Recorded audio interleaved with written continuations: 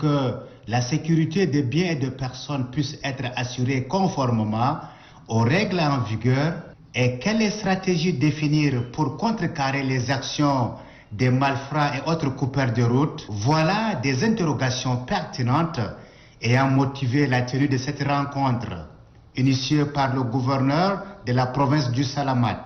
Le représentant du chef de l'État, Abdoulaye Brahim Siam, est parti du constat simple. La sécurité de la population n'est pas assurée comme il se doit. Thèse confirmée par des sources policières qui renseignent que de coupeurs de route et autres malfrats de grands chemins en provenance des villes environnantes comme Mongo, Hadjer et autres opèrent dans la ville d'Amtiman et se replient après avoir commis des forfaits. Cette rencontre a également toute sa place parce que la transhumance pointe déjà à l'horizon. Il faut agir dès maintenant. La commission sécurité est mise en place. Le gouverneur Abdoulaye Brahim Siam alerte sans commune mesure qu'il ne veut pas voir les désordres dans la province du Salamat. De cette rencontre, le préfet de la Grande Sido Mohamed Salih Chérif a présenté sa localité qui regorge 120 000 habitants avec 4 sous-préfectures et 7 départements avant de rassurer le gouverneur et sa suite que son département se porte à merveille dans presque tous les domaines. Expliquant le motif de sa descente à Maro qui est la prise de contact, le gouverneur a interpellé les responsables à différents niveaux au respect de l'autorité et de la hiérarchie, au sens de responsabilité à prôner la paix dans les cantons, villages éphériques, mais aussi les mauvaises habitudes, l'arnaque de la population sont à dénoncer. Aux fauteurs de troubles, Anadif Abakar Al-Khalil leur demande d'y mettre fin. Le Tchad reste encore le Tchad. C'est des événements qui se sont déjà passés et que la vie doit reprendre son cycle normal. Le rappeler sur le sens du bon vivre ensemble. Présent sur les lieux, le délégué des infrastructures du Moyen Chari, Al-Bachar Ahmad Al-Bachar, a dit que les démarches sont entreprises pour un peu solutionner la souffrance des usagers de cette route totalement impraticable, surtout pendant les saisons pluvieuses. Une route qui est lamentablement dégradée. Pourtant, c'est la route nationale qui lie la province du Moyen Chari à la République centrafricaine jusqu'à la frontière de la Grande Sido. Il demande l'indulgence et la patience de ces derniers, car ils seront dans peu de temps un peu soulagés de leur souffrance.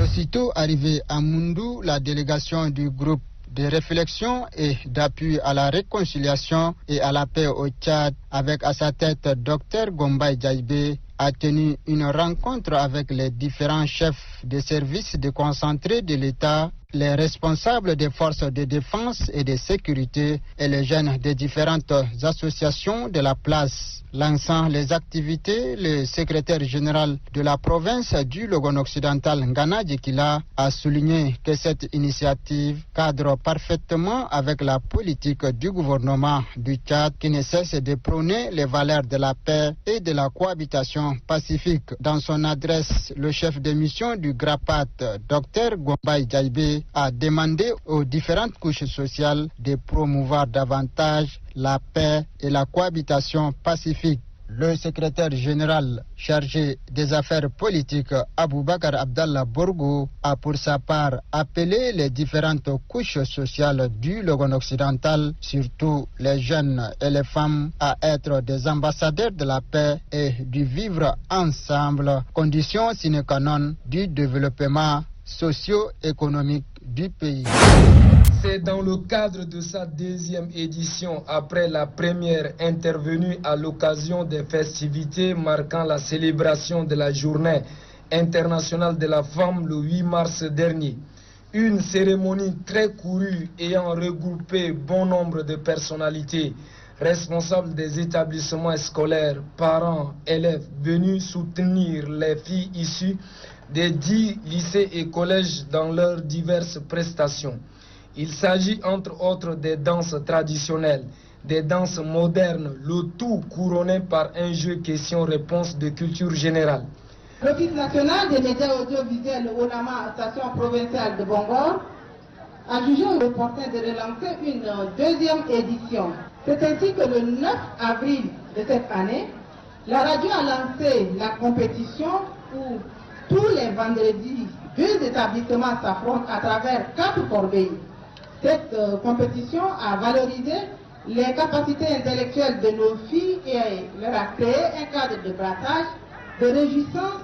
Au bout du compte, c'est le lycée franco-anglais qui a eu raison des autres établissements en remportant aisément cette finale, suivie du collège Ngaba Ngeldo. La remise des prix a clos la cérémonie.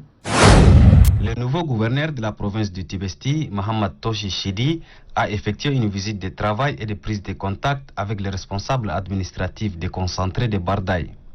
Une rencontre qui s'inscrit dans le cadre de la restauration de l'autorité de l'État.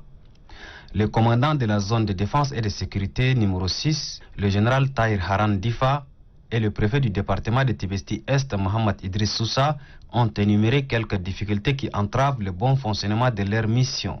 Le gouverneur de la province du Tibesti, Mohamed Toshi Chidi, après avoir recensé leurs doléances, a exhorté ses administrés à inculquer la culture de la paix et la cohésion à la population de Bardaï. Aux délégués provinciaux de l'enseignement supérieur, de la culture et de la jeunesse, aux opérateurs économiques et aux représentants des jeunes, le gouverneur les appelle à collaborer avec la population.